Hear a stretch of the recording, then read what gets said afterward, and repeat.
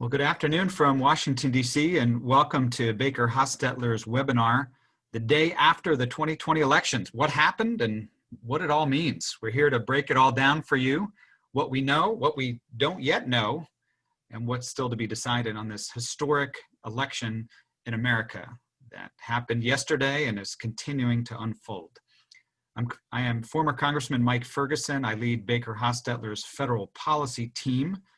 I'm very pleased to be joined by my former colleague in Congress, my current colleague here at BakerHostetler, former Congressman Heath Shuler. Heath was having a tech issue and should be joining us very shortly, and I know he'll speak up when he joins.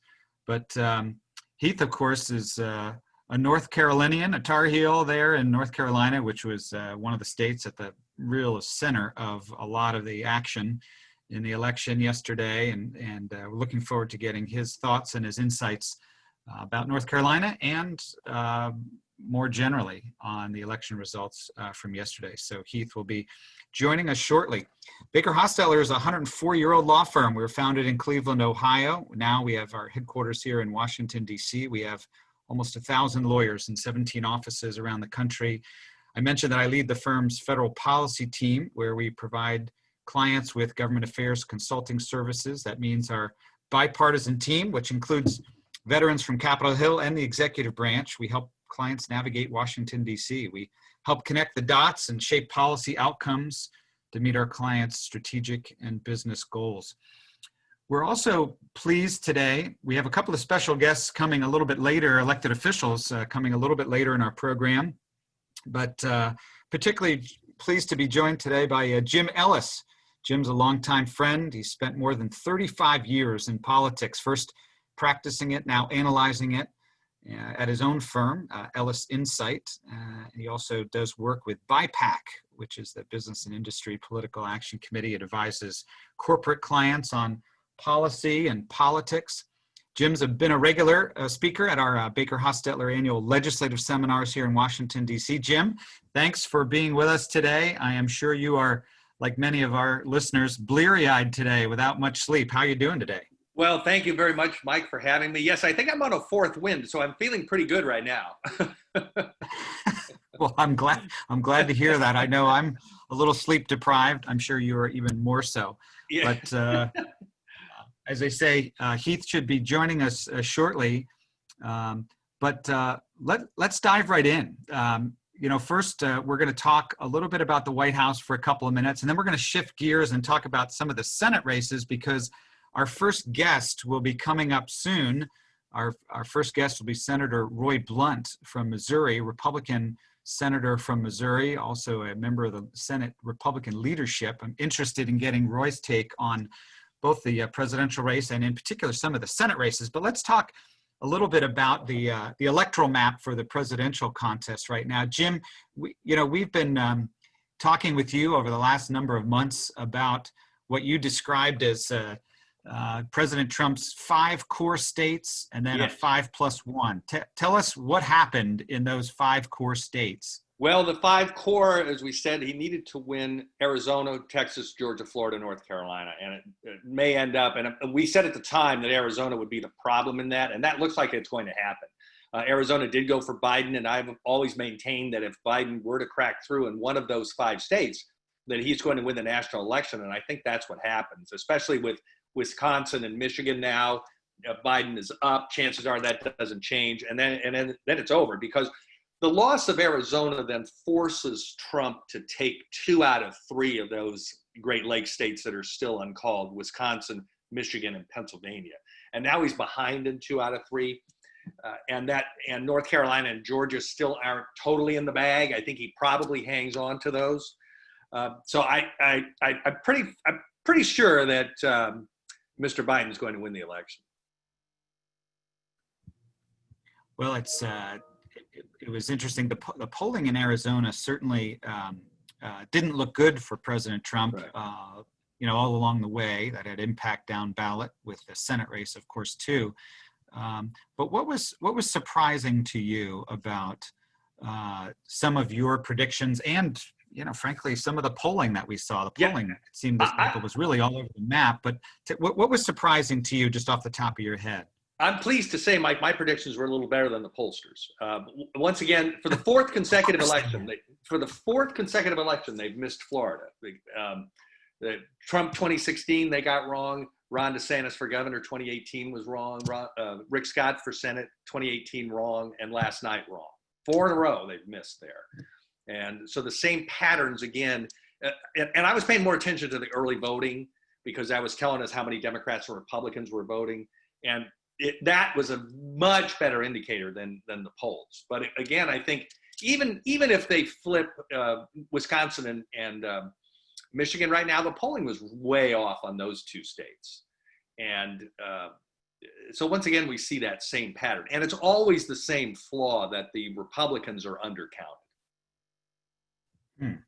Fascinating. It's it was certainly in some of the media coverage I've been seeing that the polling industry is taking a beating today. Yes. with folks saying, "Holy cow, how could you be so wrong? Isn't this supposed to be data-driven, scientific?" But boy, they claimed they were attempting to fix the methodological flaws they had in 2016, and in Wisconsin and Michigan they didn't. Now, to be fair, they did get Arizona pretty well. I mean, Arizona did pretty much perform as the polling indicated. Well, it was, clearly one of those nights where I, anyway, as I was getting ready to watch the coverage, really just didn't know what to expect. And of course, there were certainly some surprises. We're going to come back to the electoral map and the presidential race in a little while, but I want to have a conversation about the Senate races for a second here before Senator Blunt joins us, because he's really somebody who probably knows as much about it as anybody. But on our slide here, Jim, these were the expected competitive races before yesterday. These were the races that a lot of folks were looking at in terms of being the most competitive in the country. We had, as you can see, only 2 of those were blue. You had Democrats defending the Alabama and Michigan Senate seats, and then a lot of red, where Republicans had to defend a lot of Senate seats. And I think we have Heath Shuler on. Heath, are you on? I'm on. Thank you, guys. Fantastic, Heath. Great to hear from you. Sorry for the tech issues, but we briefly talked about the presidential race, and we're going to come back to that. But we're talking about the Senate races, and Heath, we were just looking at our slide here where it showed before, yesterday, the Democrats were only playing defense in a couple of places, Michigan and Alabama, and Republicans playing a lot of defense in a lot of red states, including your home state of North Carolina, Heath. What's the latest on North Carolina that you're hearing? Last I was hearing was that President Trump was still ahead a little bit, and Senator Tillis, the incumbent Republican, was still ahead a little bit. What's the latest that you're hearing? Well, I think it'll stay consistent. I think even with the mail-in ballots that are yet to be counted, I think there's still probably enough margin there that both Tillis and Trump will hold on and win North Carolina. It's kind of always been stated that so goes the presidency, so goes North Carolina Senate race, and I think that's kind of reflective of what's happening now. So, Jim, tell us a little bit about how you see, as you can see on our screen, we have Republicans losing in a couple of those states where they were playing defense. But, Jim, give us your quick analysis, as we are going to have Senator Blunt on shortly, and we'll be interested in hearing his thoughts. Well, it looks like the Republican firewall we talked about for the majority did hold, and that was going to be the converting Alabama, which was done. And then it was North Carolina, Maine, Iowa, and Montana, and they had to win 3 of those 4. It looked like Susan Collins is going to hold on. Just before the call, I was talking to a statistician there and they believe even if it goes into ranked choice voting, that she probably holds on. She's at 51% right now with a few percent outstanding, but she's got it. There's no question she's going to finish first. The question is, does she reach and stay over 50%? And if not, then they go to this ranked choice system that they have. But she's going to be so close to 50 that she's probably going to win even if it goes to ranked choice. So I think Susan Collins is likely to return. And that would be the Republican firewall. And we always said if that held, their chances of holding the majority would be pretty good. And it looks like that's going to happen. And Jim, talk for a second about the Georgia races, because that is a quirk that may have real impact and relevance to who ends up being in the majority in the next Congress in the Senate. Well, like Maine, Georgia also has a law that you have to have a majority of the vote to win. And in Georgia, if you do not receive a majority vote, then you must go to another election, a runoff election. That will be January the 5th. So David Perdue is in that situation. He's around 51. And again, I don't think there's any question he's going to finish first. But he may get forced to a runoff if he drops any further below where he is now.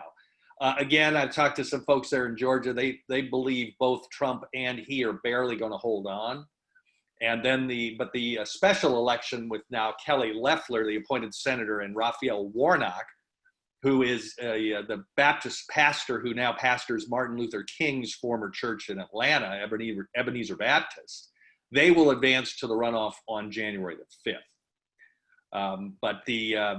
But that may not even be for the majority. If Perdue holds and Collins does hold, and even if they lose Michigan, they're still going to be at a minimum of 51. Well, Jim, thanks for that. I'm very pleased to be able to introduce our first guest today. Senator Roy Blunt is a senior Republican senator from Missouri.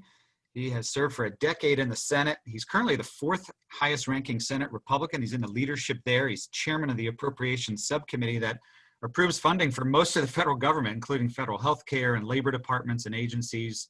Former colleague of ours in the House, for Heath and me, when we were served in the House. I remember serving under him as he was our majority whip. I was very, very pleased to be on his whip team. And he's been a great friend to BakerHostetler. Roy, it's Mike Ferguson and Heath Shuler and Jim Ellis talking about all the things that happened yesterday, and really interested to hear your thoughts and your analysis of how this is going to continue to unfold. Welcome to the program.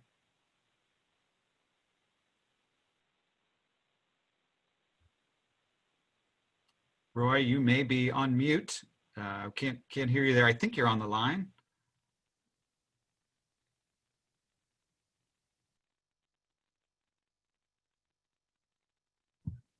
Well, as we wait for Senator Blunt, we maybe we'll go back to that previous slide and talk about how these are unfolding. Jim, you briefly mentioned Michigan. Yes. Tell us the latest of what's going on in Michigan, because that's a race that was a little bit of a surprise to some folks that, a lot of Republicans talked about maybe picking up that Democratic seat in Michigan. But what's the latest going on there? Well, we've had extra counting today, and it's gone overwhelmingly towards the Democratic side. And I'm not, when I first, I know you've got it in blue, but when I first came on, I still had James up a little bit, but it depends on what count you look at now. So that one's going to go right down to the wire. And if James wins and Perdue, Tillis, and Collins all hold, there's going to be no net loss. It's going to be 53-47. Because the Republicans will have lost McSally and Gardner in Arizona and Colorado, they picked up Tuberville in Alabama, and then if they pick up James and the others hold, it's a 2-for-2 swap, and it's 53-47, which would really be an extraordinary outcome for the Republicans. Right, that's a huge surprise. I know Republicans that I talked to, many of them were pretty sour on chances of holding the Senate over these last several weeks, based on some of the polls that we've talked about and other data. But well, and the polls again were off a lot. They were badly off in North Carolina, and they were badly off in Maine up until the end. Now they did correctly, I think, see that Susan Collins was making a comeback if she was ever down that far, which I really don't think she was. But Sarah Gideon, her opponent, was really outpolling her for most of the election. Yet there's no way that Gideon now comes in first. It's just a question of this ranked choice voting or Collins' outright victory. So I think that was a big miss, and they generally missed the Michigan situation too, and they missed Iowa, except for again the Iowa. I would agree. Yep. Go ahead. Sorry. Yeah. Sorry, Heath. Yeah, Jim, I think you're right. I mean, the polling obviously again this year kind of continue to be, misleading early on. North Carolina was a perfect example when Cal Cunningham running against Tillis had a personal issue, a sexting scandal that kind of went on, but yet the polls continued to be the same even after this issue that Cal ran into. And I thought that was very odd that it did not move the needle whatsoever in the polls, but obviously it certainly reflects doing so in the final vote tally. So, the polling side of it is just, once again, you can never kind of, be 100% certain, but oftentimes before the 2016 and now the 2020 election, you was always pretty confident in the polling, the data that you received. And now, what do you do as a candidate? How much emphasis and accountability can you place upon them? And it's going to make it very interesting moving forward how polls are perceived now 2 years two elections in a row now. Senator Blunt-Joy. Is this better? Yes, sir. Can you all hear me now? Better, Roy. Yes. Well, I was hearing you. I was hearing you perfectly, but for some reason, in the effort to get to you, you weren't able to hear me. All interesting. I suspect I can't match the discussion you and Jim and Heath are already having on the election. Probably nothing will give people more information than a sense of how we're going to move forward. I do think that, the two observations I would make about the election, there was clearly no blue wave and no mandate to either side. I thought the president did an incredible job of stepping up and with unbelievable energy and commitment doing all these events. I've had the chance to watch lots of presidents in action politically and otherwise,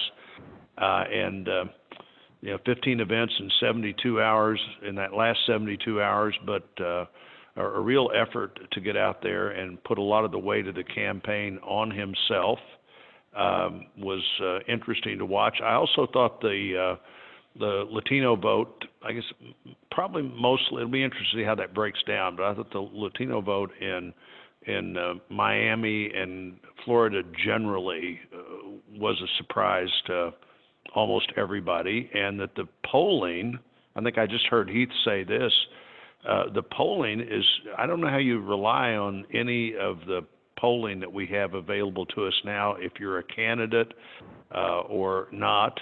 And then the other observation I'd make, the move toward long-term voting really makes it hard for candidates to calibrate their campaign. Now, if you're Jamie Harrison, you have $100 million, maybe you don't have to calibrate. You just run full speed the whole time.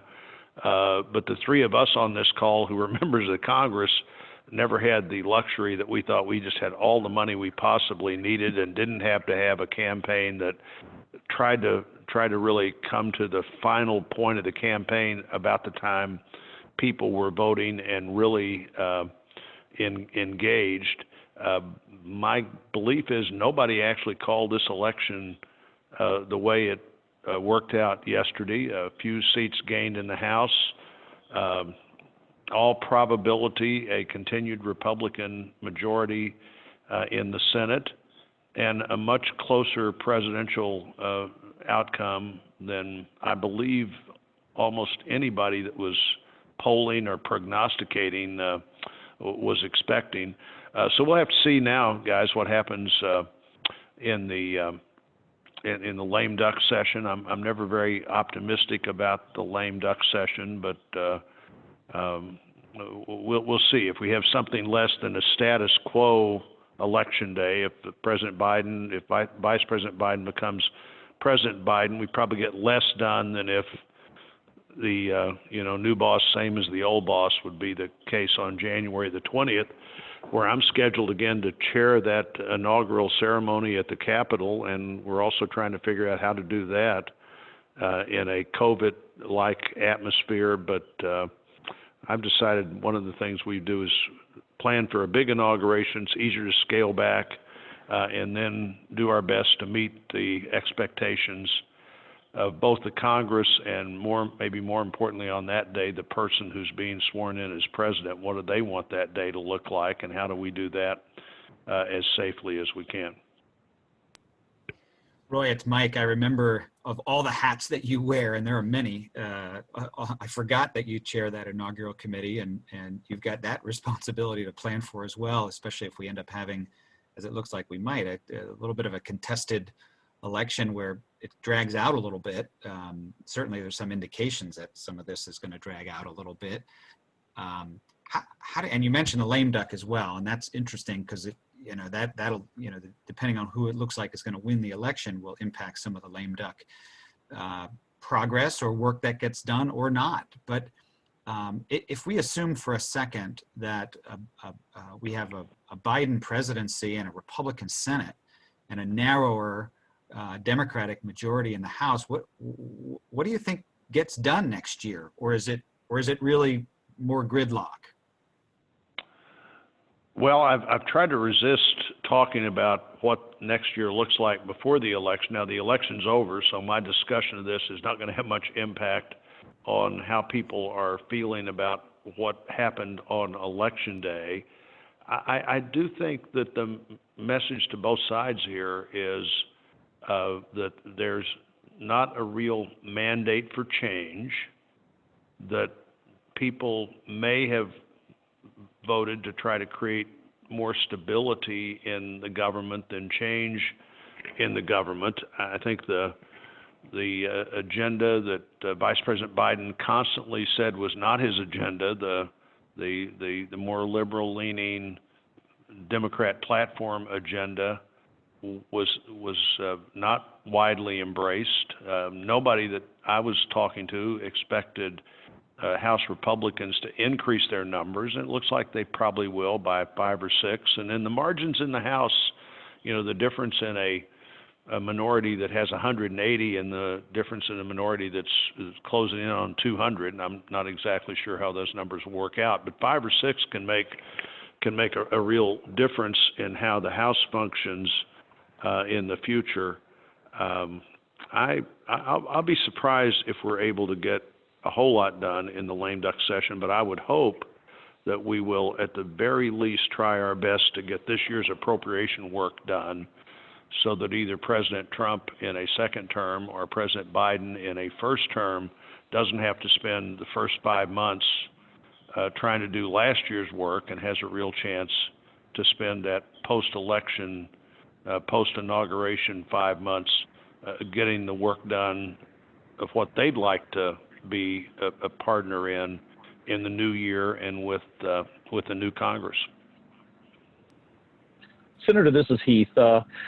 If you look at past history, when you've had a president that's willing to, work with both sides, certainly having a split Congress with the Senate and the House, if you look at over the history, there's been some really good policies that's come forward that's been a bipartisan policy that's been very successful. Whether if you look at Clinton, how he was able to work with Newt Gingrich and get deals done. Do you think, and it's been kind of, we all know that, Pelosi and Trump don't get along, but going into what could be a possible second term for him and or Biden a first term, do you think that there could be some more centrist policy moving forward? It's certainly having the blue dogs that are left in the House, they can be those swing votes. Do you think that policy can kind of get back to the middle and quit, trying to go to the extreme sides of the political parties moving forward? Well, the best time, Heath, to do big things is clearly divided government. A government that's all controlled by one side has an awfully hard time doing the big things that need to be done. Entitlement reform, restructuring, the things are much harder to do when one side has to take all the load on themselves. And so we're almost certain now to have divided government, no matter what. Maybe and we don't know about the White House yet. My guess is we know about the White House largely within the next 3 days, and maybe beyond that, the next 7, depending on how many legal cases there are to be made. And if there's a legal case to be made, they should make it. But we're going to have a divided government. I would hope that the universal frustration in the Congress of the last couple of years is a reason to not continue holding out for whatever you want and not able to figure out that that's just not possible today. You know, when you and I and Mike worked together, when I was in the whip in the House, we very much, I think, tried to figure out, okay, what's the best bill that's possible rather than what's the best possible bill. And Absolutely. The best possible bill from everybody's point of view is almost never achievable because everybody has a different idea of that. So I would hope so. You know, in the Capitol building, I get a pervasive sense that everybody is just pretty worn out trying to get just the most basic things done, like funding the government. And the jobs that should be kind of the backbone of the institution have been way too hard to do the last couple of years. On the COVID relief package, it was clear the president was willing to sign almost anything in terms of how much it cost, but the policy was important, and that there should have been a deal that could have been made there. The country needed it. The new president needed it. Small businesses needed it. I think we all believe that we're going to see a major COVID challenge over the next 6 months as we get from where we are to vaccines and testing, getting us to a point that we will have beaten this particular virus back, and I think that will happen. But in the interim, the travel industry, the small businesses that didn't do well, people that had definite loss, we should have been able to figure out how to step up with a package that included something that really worked well, and the payroll protection was a great concept. Susan Collins, Marco Rubio on our side were the two big proponents of that as we try to come up with what kind of life preservers can we throw out there in the rescue phase.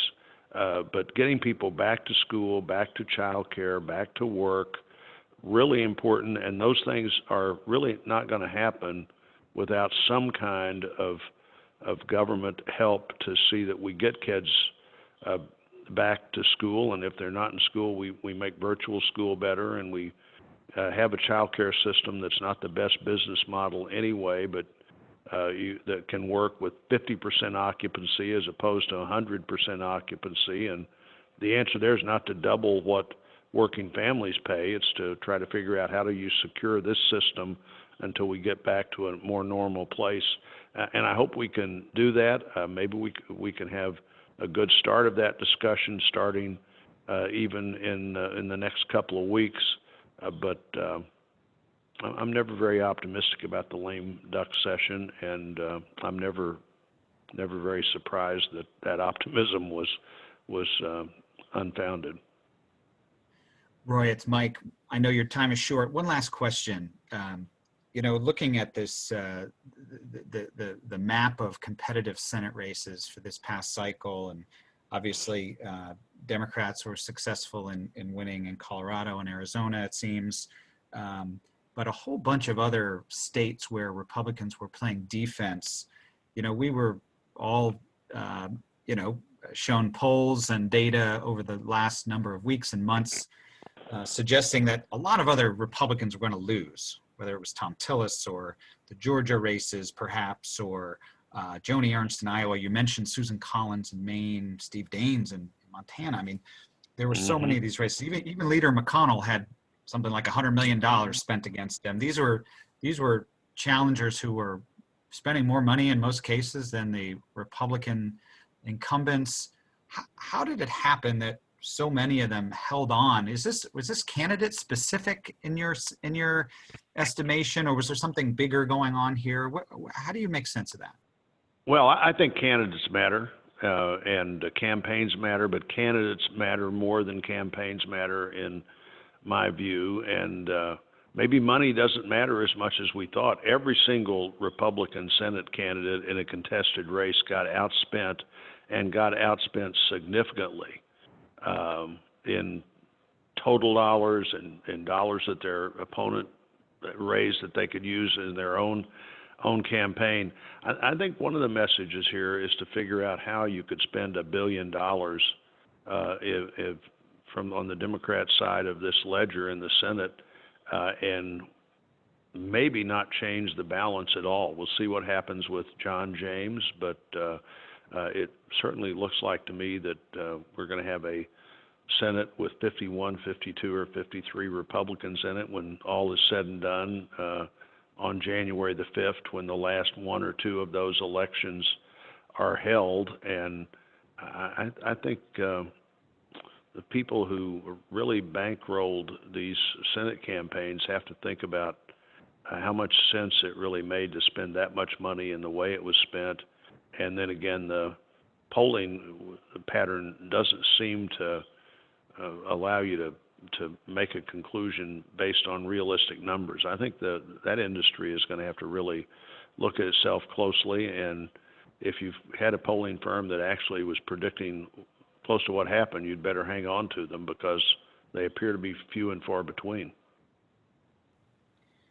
Well, just a lot to digest, and there are always surprises on election night. You just never know what they're going to be, and a lot to digest here. But can't tell you how much we appreciate your analysis, your friendship to us and to BakerHostetler, and appreciate your service in the Senate. I know as one of the leaders there, you've got a lot of work in front of you, not just in but thinking about what the landscape's going to look like in the next Congress next year. So very much appreciate your time with us today, with all that you have going on.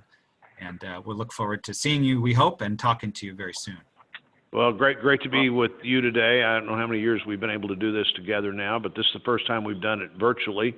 So I'll check another box of my virtual first, and there are thousands of them in the last 9 months. But pleased to be with both you and Heath, and Jim's insights on these election issues are all very good. I haven't had a chance to spend any time with Stephanie Murphy yet, but I think she's one of the people trying to revive the blue dog concept of Democrats that Heath was so much an important part of. It'll be interesting to see how that part of your discussion goes today as well. But look forward to being with all of you soon, and maybe before we know it, we'll be back to seeing each other in person. Well, we look forward to it. Senator. Senator Roy Blunt, thank you so much for being with us. Heath, it's interesting. I'm really looking forward to our conversation with Congresswoman Stephanie Murphy in a little while. And as Roy mentioned, given what the numbers, the narrowing numbers in the House, people like Congresswoman Murphy are going to be even more important, I think, Heath, as you well know, because that used to be the role that you played when we yeah, I mean, you looked at, I always dreamed of the moment that the margins would be so narrow that the blue dog Democrats would have a strong say-so of directing policy in the House. And this very well may happen now. And having Stephanie Murphy and some of her other blue dog colleagues will kind of get back to my point that I was talking with Senator Roy Blunt was, bring a consensus to the middle. I still believe that America, 80% of America is in the middle. They won't compromise. They want successful government. They want our government to work together. They don't want this battle and partisanship. And every issue, you either have to be 100% for it or 100% against it.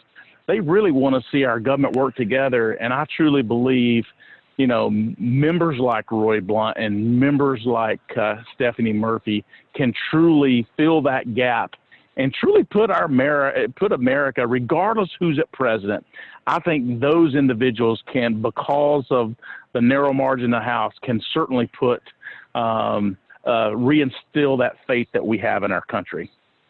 Yeah, I think there's something to that. You know, what I want to talk about the House races shortly, but let's jump back into the presidential electoral map for a second. Jim Ellis, I know we talked about this briefly, but let's drill down a little bit more on this before Congresswoman Murphy joins us in a few minutes. Sure. Where do things stand? I mean, there's new data out this morning in Nevada that suggests that Nevada could really be in play. Not what I was expecting. I don't think too many folks were expecting that. Yeah, and we're going to have to wait till at least tomorrow night on that one, because they've already announced they're not going to announce any new counts until tomorrow sometime.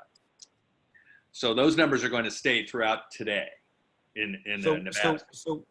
So which states are trending in which direction? What's the best guess? I know at the top of the show you said things generally tend to be trending in Joe Biden's direction, and that's consistent with what I've been seeing. But can you talk about that state by state for a second? Sure. Well, let's start with Nevada. I think even though Biden is up there, it is actually trending in President Trump's direction.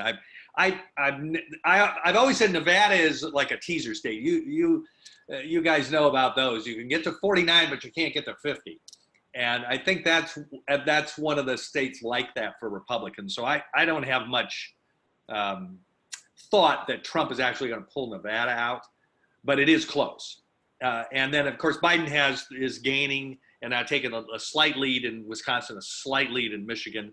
You know, Trump has still got a pretty good raw number in Pennsylvania, but they've still got, you know, hundreds of thousands of ballots to go through. But he's up.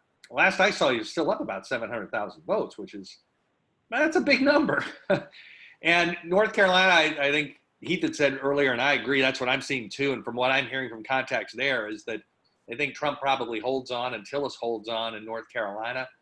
And he may barely hold on in Georgia. So it's going to come down again to those three Great Lakes states of Wisconsin, Michigan, and Pennsylvania. And whoever takes two of the three wins. And what are you hearing? What's the latest you're hearing on Georgia? Because as the morning was going on today, Georgia seemed to be tightening and possibly might even flip to the Biden camp. What's the latest? Yeah, Georgia? I was talking to some folks who are doing the stats down there. They think Trump and Trump that would hold on barely, and that Perdue is no question will come in first, and they think he will barely hold on to the 50% to avoid a runoff. In terms of so best guess is Georgia, North Carolina go Republican in the presidential race, and Nevada, you think, and Wisconsin go into the Democratic column, and Michigan maybe being the wild card. And again, we'll see what happens with Pennsylvania, but I think that's going to be a while because again, they're accepting ballots all the way through Friday afternoon. Yeah. So I think it will probably be the weekend. Even if Pennsylvania stays in President Trump's camp, that won't be enough, correct? No, that won't be enough. If Biden carries Wisconsin and Michigan, it's going to be over. Right. So certainly the trends are moving in the direction of Vice President Biden winning the race. So we'll see how that pans out. Heath, let's talk about the House a little bit. It was, frankly, I was surprised at some of these outcomes too. As far as I know it, there were no incumbent Republicans who lost. Not so far, but we've got two that are behind and would probably lose. David Schweikert out in Arizona and Mike Garcia in California. Heath, what are your thoughts on some of these House races? Heath, you had redistricting in North Carolina. So how did that play out? Yes. What were some of your thoughts on the House races? Well, the redistricting, ironically enough, kind of went back to my old seat. So you had Madison Hawthorne, and who actually ended up winning, 25 years old, one of the youngest members of Congress, if not the youngest member of Congress to ever be elected. And he won against a veteran Democrat. It was kind of odd in that race overall because of how Mark Meadows kind of played the last moments of not, going and making his announcement. So it was kind of a very unusual, how that campaign played out. It was from the very beginning in the primary, you probably didn't get your A candidate. There was a couple of A candidates on the Democrat side, and then you had 14 Republicans who run in that primary. Madison did a very good job at communicating, and his ground game was really better than everyone else's, both in the primary and certainly in the general election. So, if you kind of look at it, the hard part is I thought it was kind of odd that if the Democrat, he still played the Democrat and beat the Democrat drum the whole time, when in reality, it's an R+10 district or 12 district. And, I think some of the Democrats got to realize that in order for them to get elected in Republican-like, blue dog-like seats, they got to have the Democrat vote, but they also, you can't criticize the Republicans, because those are the individuals ultimately going to get you elected. And so I think that oftentimes some of the blue dog or some of these Democrat candidates, they don't realize and really look at the numbers that you got to have the independent vote and some of the Republican vote to get elected. And that's certainly, I don't think that happened in a lot of these places. I think the area in Dade County was a perfect example of some of those Democrats getting beat in some of those areas. They kept beating the Democrat drum, but they needed some of those swing voters to play their way. And I think the message from Democrats, this is a wake up for them. We as a party, we've got to change the dialogue. We got to change the messaging. It's not a far left liberal socialist party in order for them to kind of get back some of those seats. And, certainly it was the same perfect example was in Florida in South. Trump kept pushing Biden on being a socialist. That's an example of the narrative that has happened when you let Bernie Sanders, who was an independent, registered independent, and ultimately run on the Democratic ticket. So the Democrats got to kind of realize their messaging, may not be working in parts of the country that you need to get elected in. Certainly not working in rural America. Right. Well, Heath, if I may interject too, and I think on one of our joint presentations, we were talking about the possibility, even if Biden won, and if we might see a little bit more of a swing back maybe in the Senate races to the Republicans, because you say, well, I just can't take Trump anymore, so I'm going to vote for Biden. But, these Democrats are going too far left, so I'm going to come back to the Republicans in the Senate race. That may have happened, don't you think? I totally agree. I think that's what's happened, and with that, it's the messaging piece. It's the messaging. I saw Democrats in Republican districts still carrying that banner. You can't do that in order to be elected. You have to really look at the electorate and know how the past history has been and your messaging. Is it, and maybe it was because of the polls. Maybe they were getting the messages wrong from the polls from the very beginning on the messaging side. The polls weren't right on the overall poll numbers and that data, but they may be getting the wrong messaging based upon the data that they're receiving on their messaging side as well. Yeah, that's a great point, because when you start out with a fundamentally flawed universe, a universe giving you fundamentally flawed data, that's going to set your campaign on the wrong track. Absolutely. Heath and Jim, I believe we have Congresswoman Stephanie Murphy on the line. Stephanie, are you there? I am. It's great to be with you all. Well, I would like to. Well, congratulations to you. Thanks so much. First of all, congratulations on being reelected. Congresswoman Stephanie Murphy is a Democrat from Florida. She was just elected last night to her third term in the House. She's a member of the all-important Tax Writing Ways and Means Committee, and she's also the chairwoman of the Blue Dog Coalition, which, as we've been talking about, is a group of moderate House Democrats. She is a great friend to BakerHostetler, and she has participated in our programs in the past. And Stephanie, we are delighted to have you on. It's Mike Ferguson with Heath Shuler, and Jim Ellis is doing some analysis for us. First of all, congratulations, and thank you so much for joining us today here. I'm sure you're a little bleary-eyed after long campaigns, as we know well. I am grateful to be with you, Mike, Jim, Heath. It's great to be with you. Let me just do a sound check real quick. Can you hear me okay on this, or should I switch out my headphones? Yeah, it sounds great. Go ahead. Okay, perfect.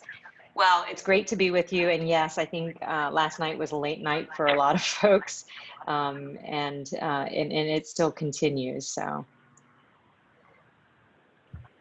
Tell us a little bit about, we saw that Florida, of course, went for President Trump. We saw there were some competitive House seats, a couple of House seats in Southern Florida flipped. Give us your thoughts overall, either on Florida or nationally. We had a great conversation with Senator Roy Blunt earlier in the program, and he was talking about some of the Senate races. Obviously, I think there were some surprises. Certainly, there was a lot of polling that was off yesterday, but it seems that in the presidential race, some of the uncalled states are trending in the direction of Vice President Biden. So my guess is that we're headed that way in terms of the presidential race. Senate races, Republicans seem to be able to hold on to a number of seats that maybe were in play. And it seems that Republicans have picked up some seats in the House, but give us your thoughts on how yesterday played out in Florida and elsewhere. Well, that's a lot to unpack, but let me go ahead and just start with Florida. Maybe let me start more broadly.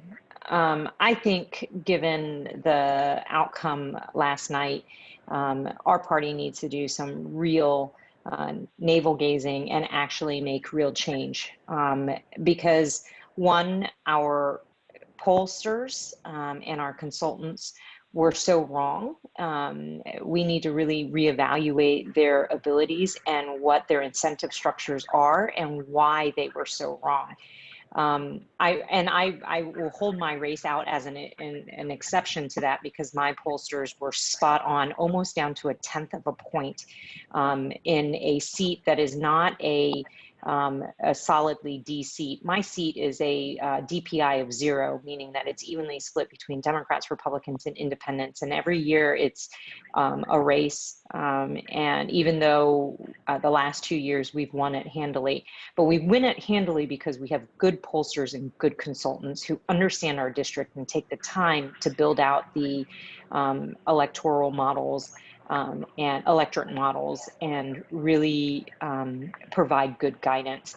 What we need to do as a party is to look at the broader vendors that we have been using, because it is unacceptable that we have been blindsided not once but now twice. I think there's a real reckoning that needs to happen as far as the vendors that are being used and the incentive structures that have them in the employ of the Democratic Party. It's fine for us to be and then let's take the other pieces of this too. I came on just enough to hear you all talk about message.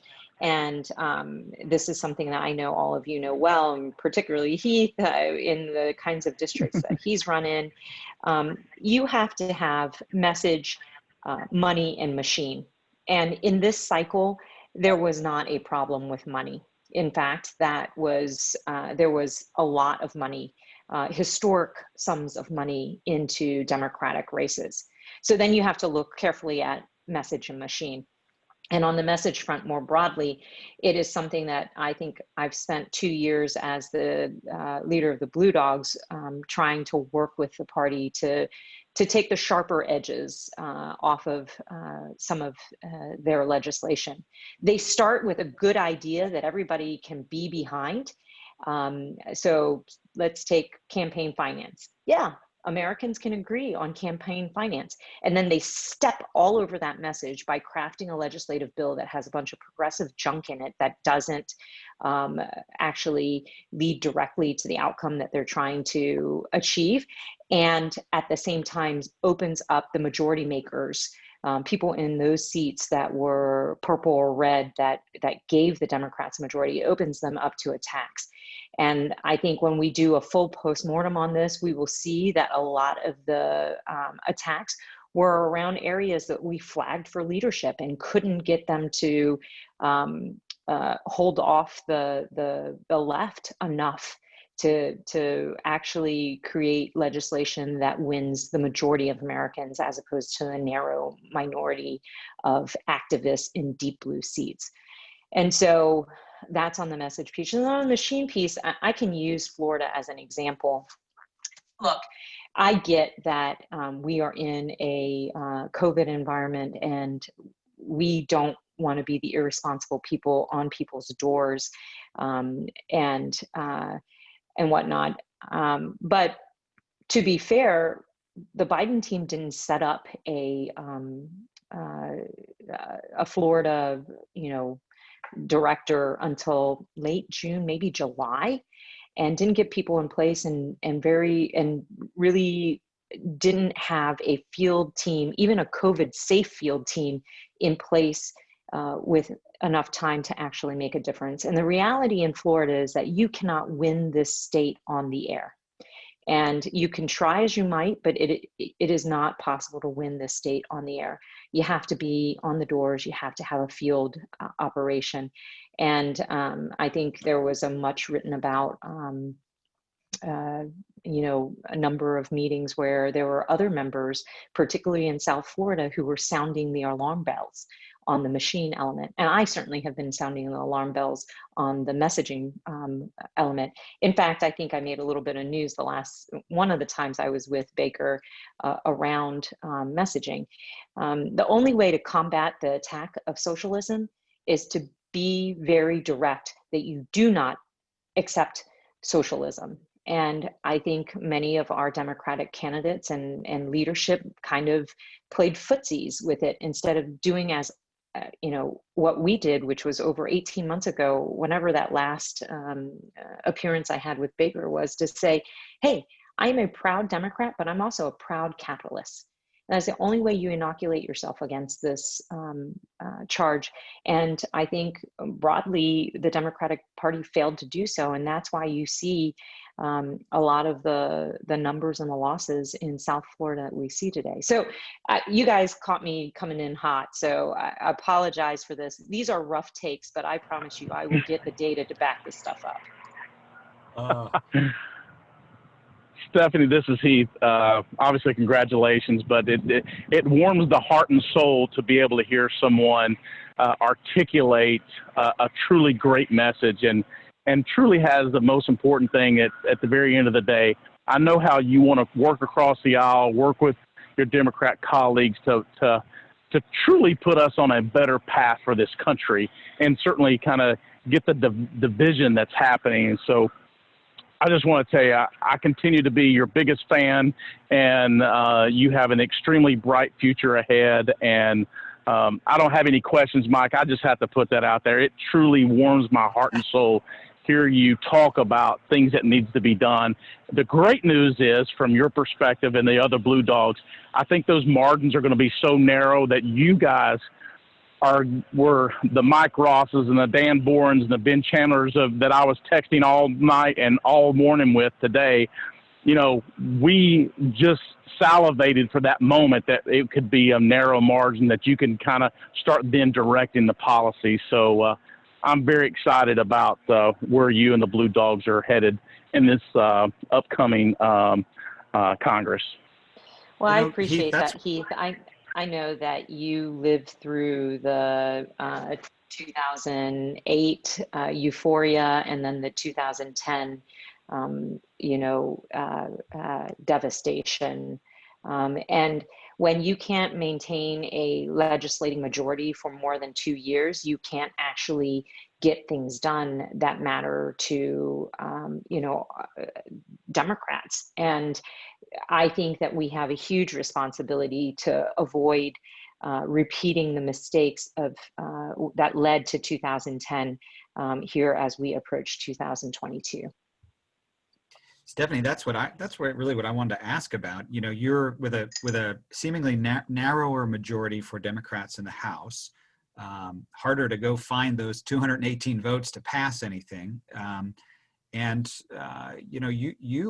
gotta believe, as Heath has indicated, are going to be right in the center of all of those conversations. The centrists on both sides, to the extent that there are many left, and we know there are fewer now than there used to be. But I got to believe you, particularly with your seat on Ways and Means, working on tax legislation or almost anything else coming through. How do you see the legislative agenda playing out?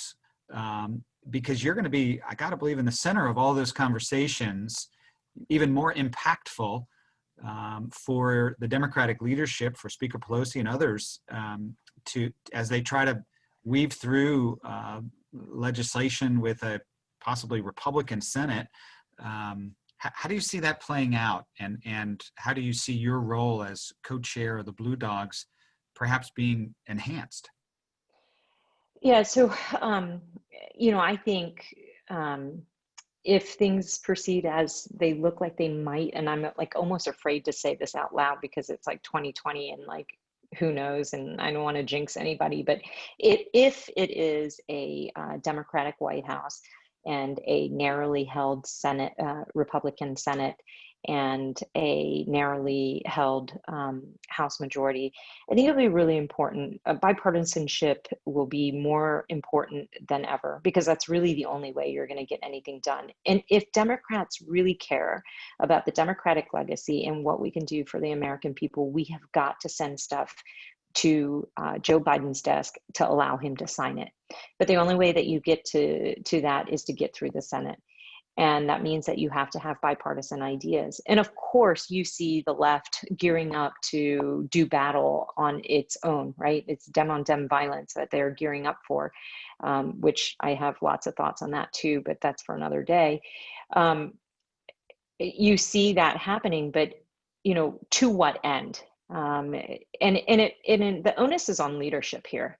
Do they want to send things to Joe Biden's desk so that he can sign it into law and make the lives of the American people better? Or do they want to pass messaging bills that make them feel good and keep them warm at night, but does nothing for an American family who's struggling to put food on the table and keep a roof over their heads?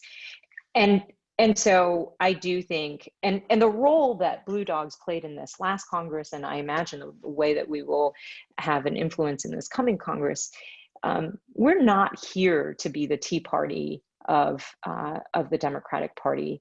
My goal is to get to a better yes, not a straight up no, the way the Tea Parties are. So what does a better yes look like? A better yes looks like durable, bipartisan legislation that has a chance of being signed into law. And when I say durable, it comes from doing the hard work of making compromises bicamerally and in a bipartisan way.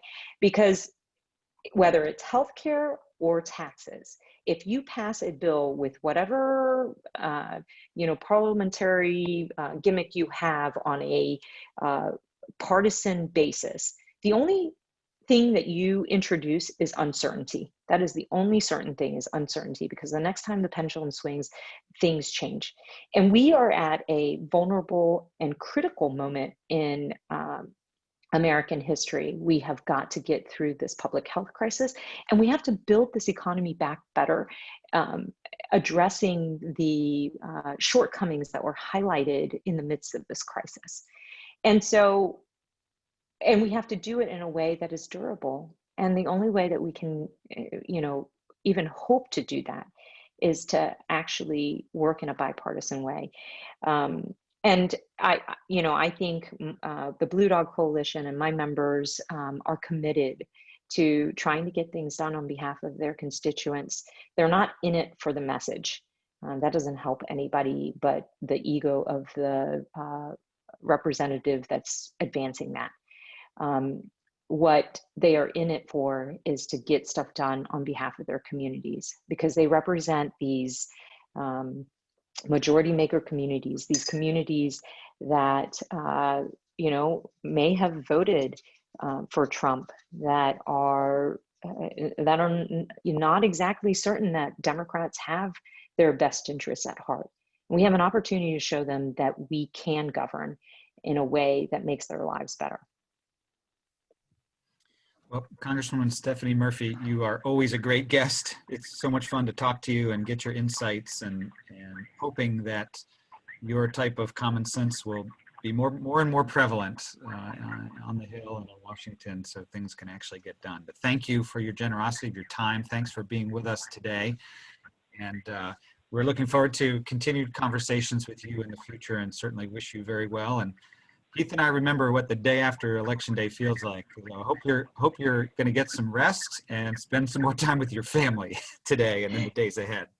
Thanks so much. I certainly appreciate that. Great being with you all. Thanks for letting me have a little time with you. Thanks so much. Well, Heath, this has been a great discussion with Jim Ellis, with Senator Roy Blunt, with Congresswoman Stephanie Murphy. Really appreciate this analysis and the conversation. It's been fun to be with you, and frankly, I'm glad I didn't have my name on the ballot yesterday. We talked to these elected officials who are coming off an election. It reminds me how tough it was, and very happy to be your colleague now here at BakerHostetler. But Heath, thanks for a great conversation. Jim Ellis, thank you too for a great conversation today. Gentlemen, thank you for having me. You're welcome. And to all of our clients and friends of the firm, thanks for joining us today for our latest installment of BakerHostetler's webinars. Today's was the day after the 2020 elections. Heath, look forward to being with you again soon. And thanks to all who joined us today. Good afternoon from our nation's capital.